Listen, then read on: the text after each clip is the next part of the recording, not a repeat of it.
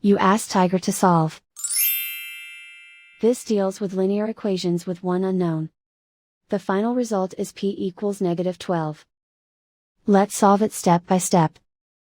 Simplify the expression. Group like terms. Multiply the coefficients. Isolate the p. Divide both sides by -21. Cancel out the negatives. Simplify the fraction. Move the negative sign from the denominator to the numerator. Find the greatest common factor of the numerator and denominator. Factor out and cancel the greatest common factor. And so the final result is p equals -12.